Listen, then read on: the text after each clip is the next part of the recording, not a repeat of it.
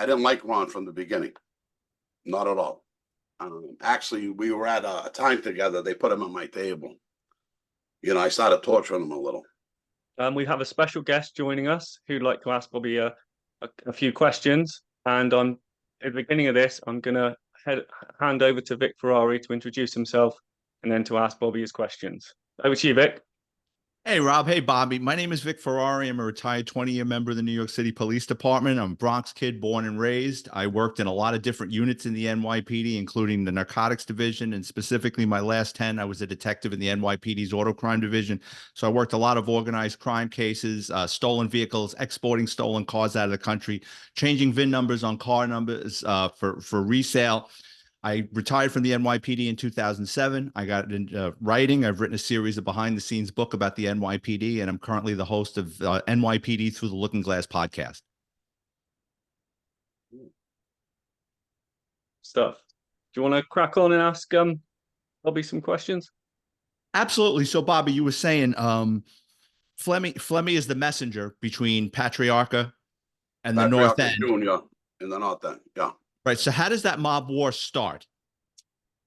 Well, Joe Russo, Vinny Ferrara, there was a group of them, the Capos in Boston, and they weren't happy about Raymond Jr. being the new boss. I personally don't think the father should have did that, but well, this is what Raymond Sr. did. Now, you know the power that Raymond Sr. had, even in New York, very well respected. So when the son took over, you know, he wasn't really respected. So the Boston guys wanted the power back in Boston. So Raymond Jr. makes Billy Grasso, they called him Wild Bill. He makes him his underboss. And he's got Frankie Salemme as a middleman going back and forth to Boston. So to get at Junior, the best thing to do with the Boston guys was to whack Frankie Salemme and get rid of Billy. And that's what the move was. Frankie survived the hit in Saugus on Route 1. Billy didn't. So now there's that power gap going on. And what they decided to do, I believe that they made Joe Russo the consigliere. Vinny was a captain. The brother was a captain, Bobby. And, you know, they hooked back up with Raymond. They had that meeting in Medford. I think it was, 98? No, 88, I think it was. They got caught on tape having the ceremony. So after that, they were just pretty much grouped together. Now, Frankie survives the hit. Joe Russo, Vinny Ferrara, all these guys go away now. So now this is wide open for Frankie to step in. He's already in deep with the Rhode Island guys. So Frankie steps up, becomes the boss of the family. The Boston faction still didn't like that. They didn't want to go along with that. So there was little hits going back and forth between the crews. And something escalated in the early 90s, and then really the war started then again. It never really ceased, but it was quiet for a little while.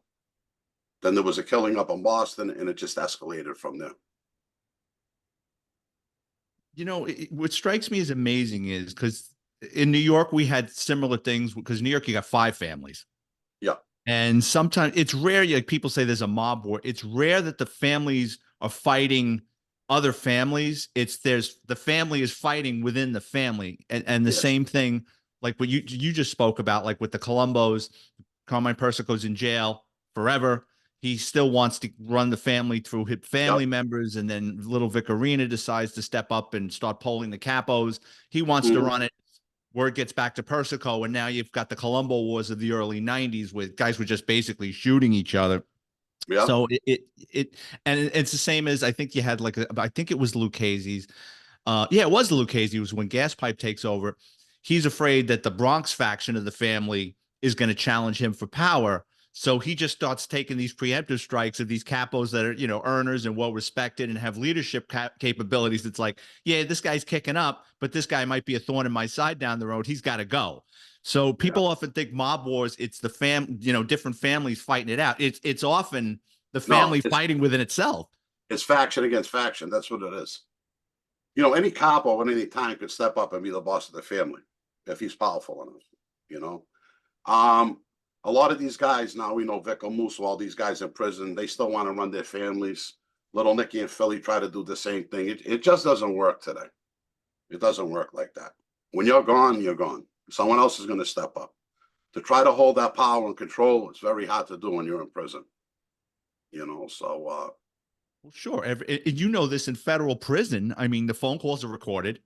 yeah, Sometimes when family members, depending on what level you're in the federal system, if you're talking through glass, that's recorded. And yes, the U.S. Attorney's Office and the FBI are going to pull those tapes, and they're going to sit through it with a microphone where you're asking your daughter-in-law to bring you some type of sausage or veal, and they're interpreting it that you're passing a message to kill this guy. It's exactly. Yeah. Sometimes it's as simple as that, and sometimes it's as ridiculous as that. Right. Yeah, that's true. That's what it is. So eventually, Frank Salemme, he went on the run with Whitey and Stevie. At that point, I don't believe that Frankie was an informant, but he was getting information from them. There was always rumors that Whitey Bulger and Stevie were informants with all the information they used to gather. But they thought they were on one side. They didn't know they were on both sides. They thought they had someone in their pocket, but actually they were in the Fed's pocket. They were doing their work to stay out on the street. And basically that was going on. Frankie goes away. Louis Monacchio steps up in Rhode Island. He becomes the boss. And what happened with me is I had a beef with one of the capos in the family. I was proposing the Petriarca family. And I knew I wasn't going to get made in the Petriarca family. So I reached out. Because you were a Boston guy. Yeah, yeah. Well, that didn't matter. I mean, the Petriarcas are in Boston, but I knew that I wasn't going to get made there. It only takes one guy to turn you down. Right.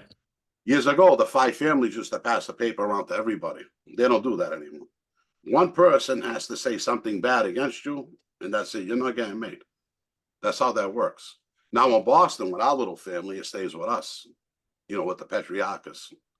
So I knew I wasn't going to get made in that family. That's why I reached out to New York, and then I eventually ended up in Philadelphia with Joey Molino.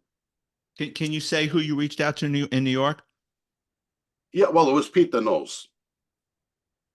Pete Gotti. Oh, okay. Yeah, it was Pete. A friend of mine, Jerry Clement, was in prison. We had another friend of ours that was connected to, what was it, Angelo Amelio, I think his name was. I forgot. He was another capo in prison. And Gigi went and sat down with Pete. And Pete says, really, there's nothing I could do for Bobby because there's a family sitting there. He didn't want to interfere with that, which is understandable. And I ended up going to Philadelphia through other friends. And I met Joey Molino and the crew down there. And I ended up becoming a capo in the family and straightening out my crew in Boston, which made me a boss up there. 300 miles away from Philly, and now I'm meeting up the city on my own. So I made that move because the Petriarcas weren't strong enough to take me out at that time. What I find amazing in Boston, because Boston and New York are totally different, even though they're both large cities. From the 60s to the late 90s, the amount of homicides between the Irish, killing the Irish in the McGonigal Wars and everything, and then and just guys killing each other.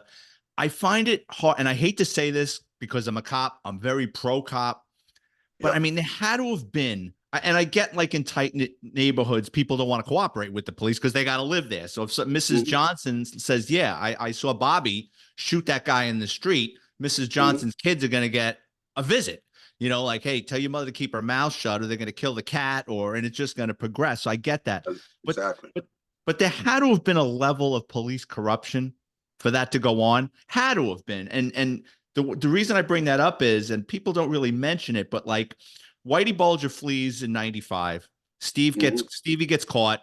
While he's in jail, his brother's a Boston cop, and Michael, and his brother is caught on a wiretap moving an arsenal of guns from the Fleming household. I think it was the parents' house, disposing of guns. So you got to ask yourself, what else was that brother involved in?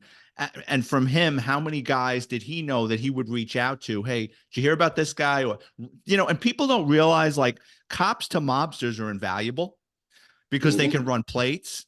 They can they can strike up a conversation with a detective in a bar that they know that's working on an investigation to get something, a witness, or what the cops know or what the cops don't know. So, and I saw that and I wouldn't have believed it.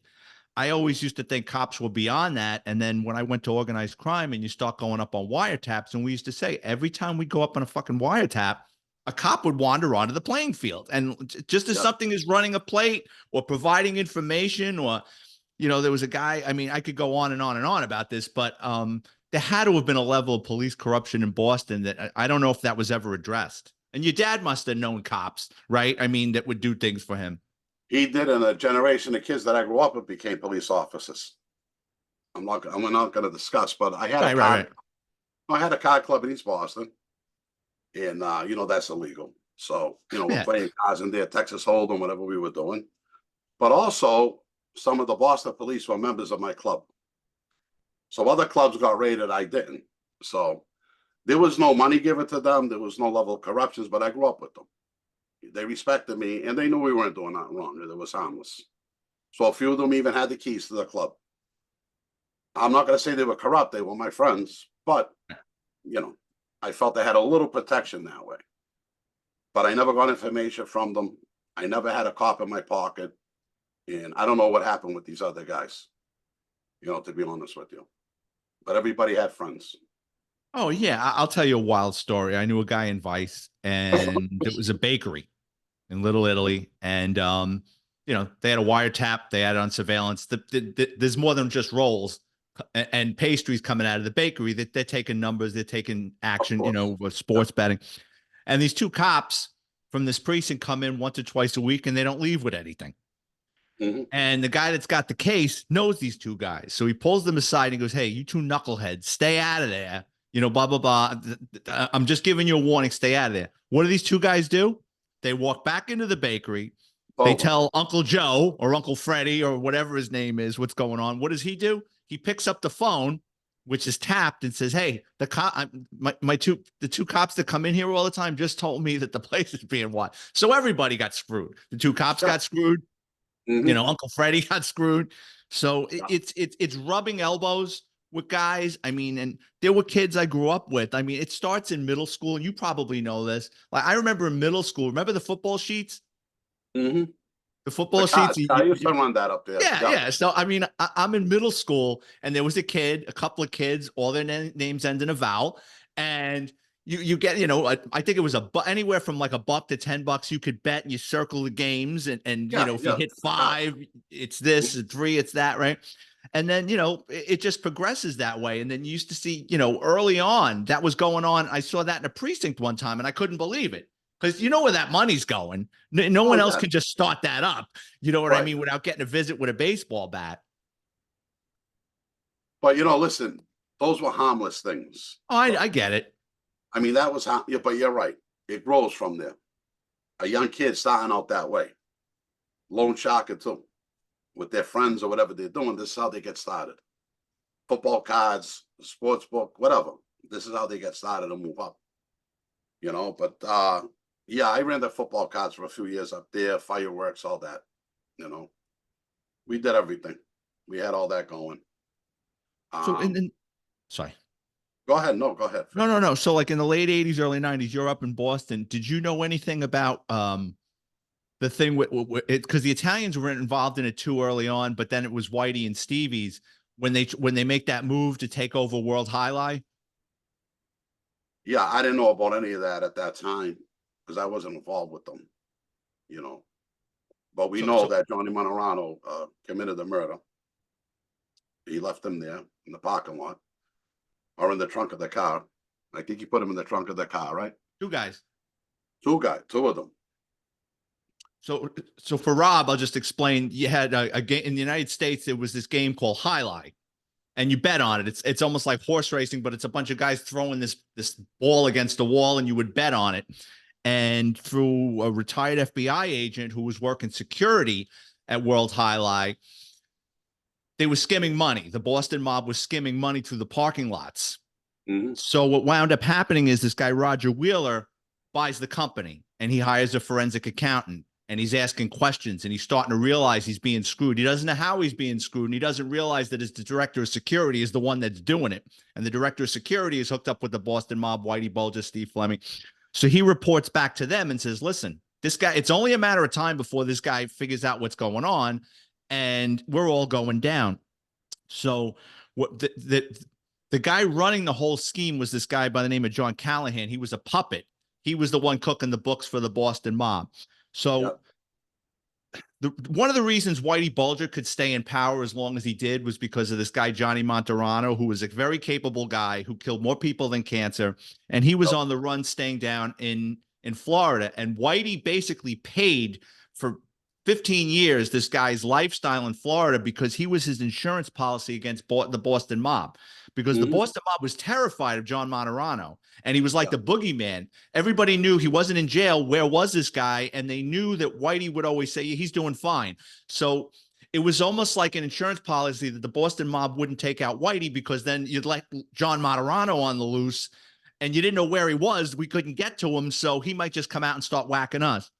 So what Whitey Bulger does is he tells Monterano, listen, I need you to kill the accountant who he's friends with, and then I need you to go to Oklahoma. As crazy as that sounds, I need you to drive across the country and kill this guy that just bought the company, and maybe we can buy the company from his widow. So then there's another character. Did you know Joe McDonald? No, I never met him. There's another famous killer that was friends with Monterano, this guy Joe McDonald. So basically, they take it's an amazing read. They take different modes of transportation out. So they kill Callahan and they dump his body in the Miami airport in a Cadillac. They put him in the trunk of his own car. Then they go out to Oklahoma. They get this through the crooked FBI agents. The director of security knows Wheeler's schedule. He literally gives the killers his tea time to play golf. So they're waiting for this guy in the parking lot. The guy finishes playing around the golf. He walks into the parking lot, and Monterano walks up to him and shoots him between the eyes. So it was an unsolved homicide for a really long time. So I'm a young cop. I'm a rookie cop. And I don't know if you guys remember Unsolved Mysteries with Robert Stack. Oh, yeah. Oh, yeah. I used to So they watch profiled that case. So I was fascinated with it. I'm like this 21-year-old NYPD cop, and I'm fascinated with this case. So about 4 or 5 years later, I used to go to Tampa High Light. I had friends in Florida. I'd go to Tampa High Light, which is 300 miles away from Miami, but still, I asked the bartender about that. And he's like, shh. I bring up Callahan's name. He goes, are you crazy? You can't say his name around here. Now you tell me that. I'm like a kid in a candy store. I'm like, come on, man. Tell me what happened. He goes, everybody thinks it was the Italians. This is a bartender. He goes, Callahan used to come in here throwing money around. He says, you're a big spender. He goes, cokehead. He goes, but he says, everybody thinks it was the Italians that killed him. He goes, it was the Irish.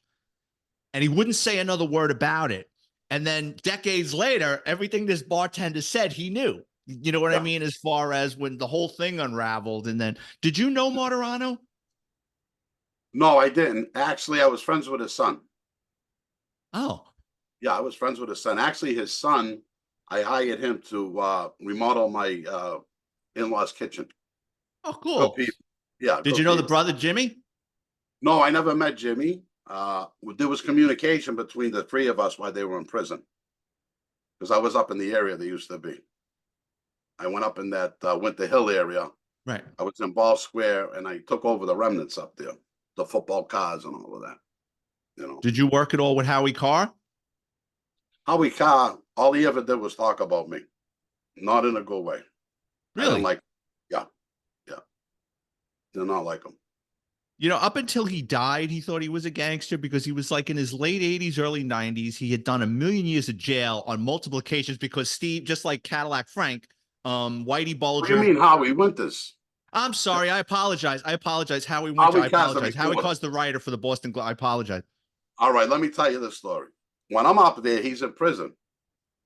When he gets out, now I'm already in prison. So he's telling people, Luisi's lucky he's not up there. I would have kicked his ass back to the North End. This old man was talking like that. You know?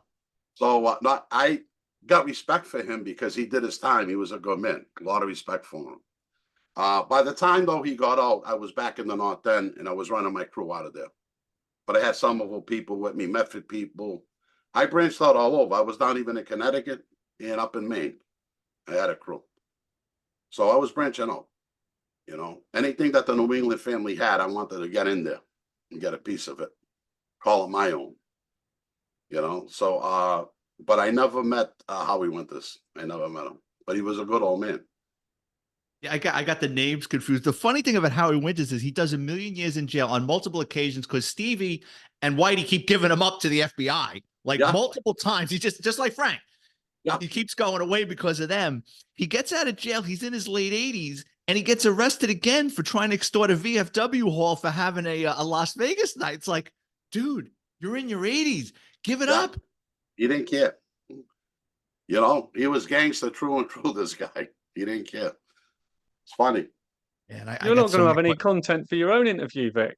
I know. I'm ruining it for myself because Bobby is just like, it's like going to Disney World. Like, just ask, I'm like a kid, just like, I got all these talking points. I'm jumping around because I don't want to eat up your interview. I just want to ask him another question or two, and then I'm going to step off.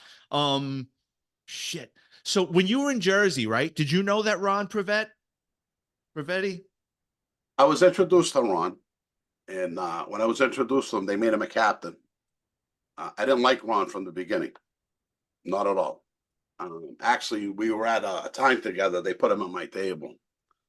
You know, I started torturing him a little, and Joey was pushing for him to come up to Boston, and I could read between the lines. There was something wrong, you know. And so I met him a few times. Ron, he, like I said, he sat at my table. I kind of abused him a little. He didn't have a crew. I said, "How are you a captain?" You know, I just any excuse to go at him. I used to, but mildly, you know, because he was still in the Right, jabbing him. yeah, I used to jab at him a lot, and but then Joey kept pushing for him to come up. They came to me and says, you know, he has a guy up there. There's people bothering him. Would you help him out? Now, this is when I got introduced to an FBI agent. Me, I always step back. They couldn't even get me in Boston. I never talked with anybody, but I kept getting pushed to talk with this Previte and this FBI agent, Mike, and I try to stay away from them. They wanted drugs from me. I told them I wasn't doing that anymore, but I was getting pushed from Philadelphia. And I ended up doing a deal with them. And eventually I got caught and got arrested. Oh, so Previte was the reason where you got pinched. Yeah. Well, Joey was the reason because Joey put you in bed with him. Yeah. Yeah. I mean, I've seen him in interview. He's gone now, right? I think he died about 6 dead. 7. He's dead. Yeah. I've seen interviews with that guy, and it's like, you know, there is no remorse. And the guy was a cop, which bothers me even more. It's like, listen, if growing up you're around that life and you become a gangster, I mean, you know, I could forgive that. But when you're a cop, you go bad, and then you're not even sorry about it. I watched those interviews, and he's almost like proud of all the shit that he did. It's like he's like the kind of guy you shake his hand and you want to take a shower. Yeah, exactly. That's how I felt about him. I didn't like his look. I didn't like anything about him. You know, so but Joey pressured me so much that I had to, you know, I had to work with him. But like I said, I didn't like him. I don't know how he ever got in that position.